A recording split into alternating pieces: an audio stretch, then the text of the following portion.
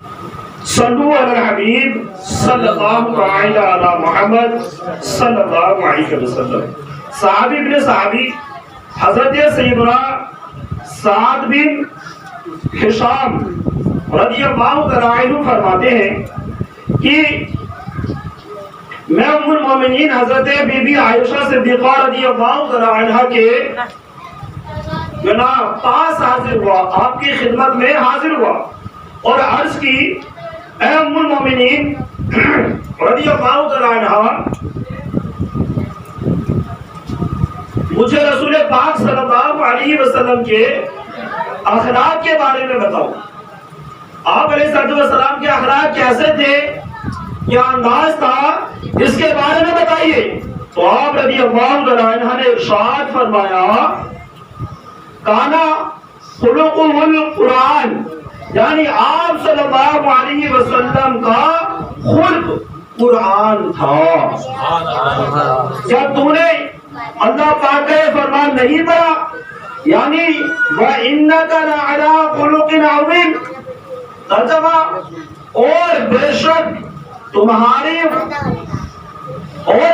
تمہاری خوب یعنی عادت بڑی شان کی ہے. اور میرے آقا اعلیٰ حضرت مولانا شاہ امام احمد رضا خان فاضل بریلوی رحمت اللہ تعالی بارگاہ رسالت میں عرض کرتے ہیں تیرے خلق کو حق نے عظیم کہا، تیرے خلق کو حق نے عظیم کہا، تیرے خلق کو حق نے جمیل کیا. کوئی تجزا ہوا ہے نہ ہوگا شہا، تیرے خالق حسن و ادا کی قسم. سبحان اللہ صلی اللہ تعالی علی محمد صلی اللہ علیہ وسلم. اے عاشقان رسول، اللہ پاک نے دنیا کے مال و متاع کے لیے ارشاد فرمایا تم فرما دو کہ دنیا کا برتنا تھوڑا ہے، دنیا کے تھوڑا ہونے کے باوجود دنیاوی نعمتیں اتنی ہے کہ ہم گن نہیں سکتے. تو جن کے اخلاق کے بارے میں عظمت والا رب کریم ارشاد فرمائے اور بے شک تمہاری عادت یہ بڑی شان کی ہے، ان کے اخلاق کریمہ کو کما حقو یعنی جیسا حق ہے ویسے کیسے بیان کیا جا سکتا ہے. پیارے اور محترم اسلامی بھائیوں، حضرت سیدنا زید بن سعدہ رضی اللہ تعالی عنہ یہ قبول اسلام سے پہلے یہودیوں کے بہت بڑے عالم تھے. ابھی انہوں نے اسلام قبول نہیں کیا ہے، یہودیوں کے عالم تھے، بہت بڑے عالم تھے. انہوں نے با کردار مکی مدنی سرکار محبوب پروردگار صلی اللہ علیہ وسلم سے کھجوروں کا سودا کیا.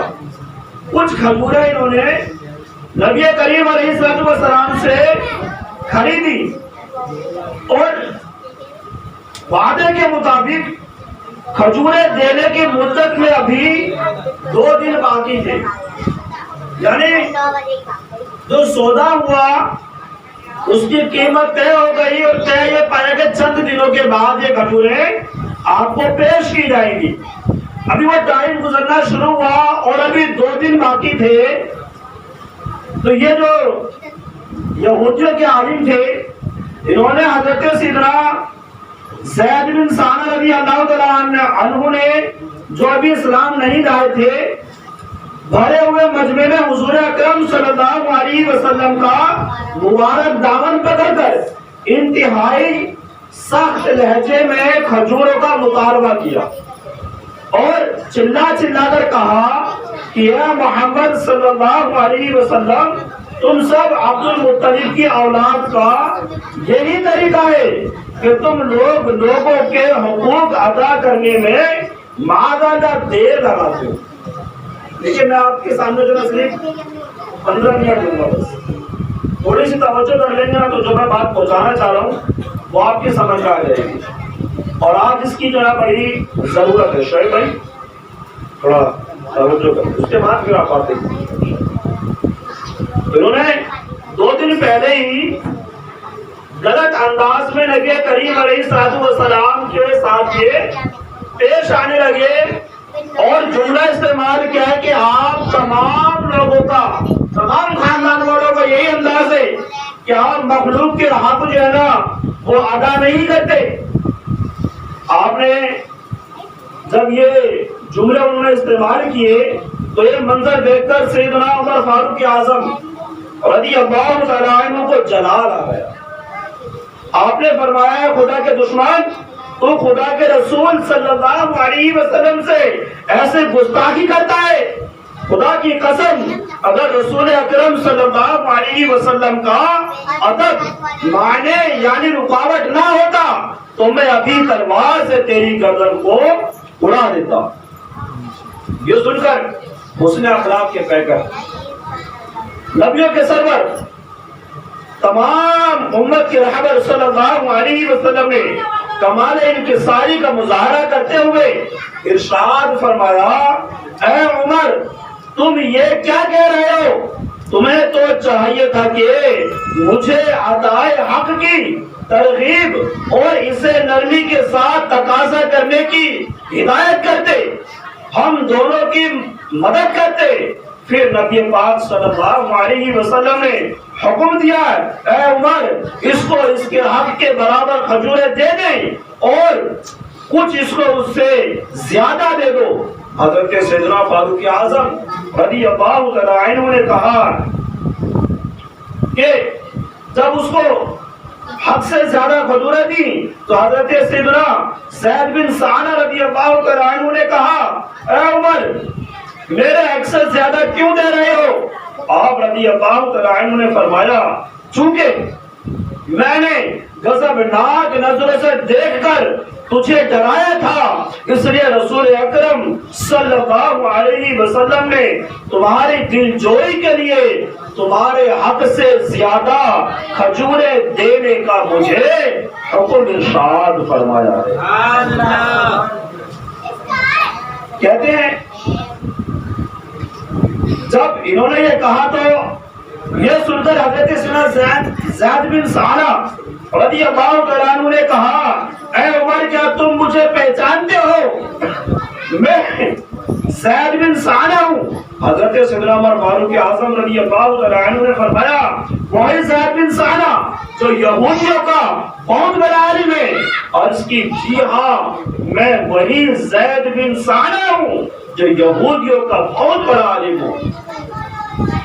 آپ نے فرمایا، حضرت سیدنا زید بن سعنہ نے جواب دیا کہ میں وہی ہوں، اور عمر دراصل بات یہ ہے کہ میں نے تورات شریف میں جتنی نشانیاں آخری نبی رسول ہاشمی صلی اللہ علیہ وسلم کی پڑھی تھیں ان سب کو میں نے رسول پاک صلی اللہ علیہ وسلم میں دیکھ لیا تھا اور وہ موجودہ پائی، مگر دو نشانیوں کے بارے میں مجھے امتحان کرنا باقی تھا، اور وہ دو نشانیوں کے بارے میں جو مجھے امتحان کرنا باقی تھا، ایک یہ کہ آخری نبی صلی اللہ علیہ وسلم کا حلم یعنی نرمی یہ جہل یعنی جہالت پر غالب رہے گی، اور دوسرا یہ کہ ان کے ساتھ جس قدر زیادہ جہل یعنی جہالت بھرا برتاؤ کیا جائے گا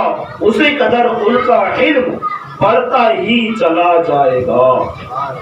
اس ترکیب سے میں نے ان دونوں نشانیوں کو بھی آپ علیہ الصلوۃ والسلام میں دیکھ لیا، اور میں گواہی دیتا ہوں کہ محمد رسول اللہ صلی اللہ علیہ وسلم یہ نبی برحق ہے، اور اے عمر میں بہت مالدار آدمی ہوں، میں تمہیں گواہ بناتا ہوں کہ میں نے اپنا آدھا مال حسن اخلاق کے پیکر تمام نبیوں کے سرور صلی اللہ علیہ وسلم کی امت پر صدقہ کر دیا۔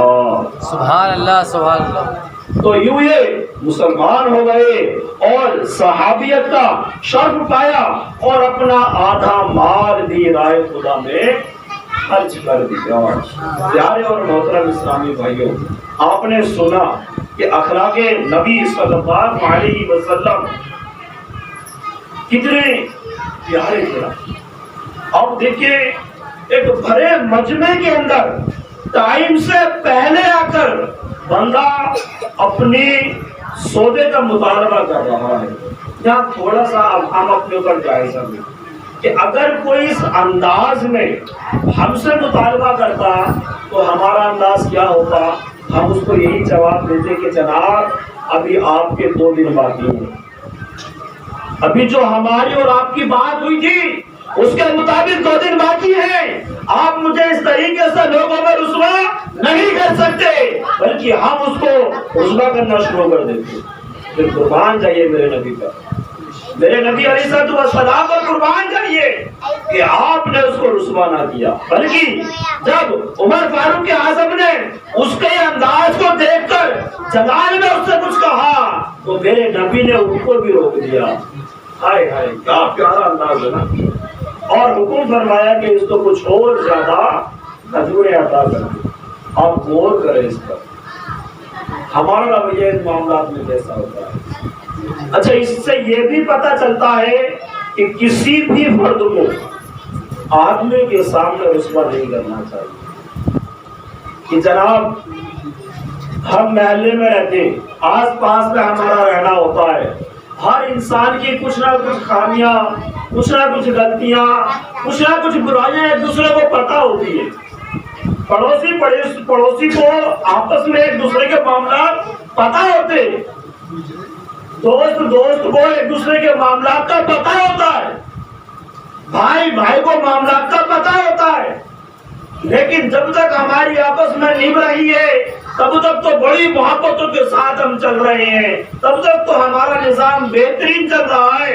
اس کے عیبوں پر میں نے پردہ ڈال رکھا ہے اور میرے عیبوں پر اس نے پردہ ڈال رکھا ہے.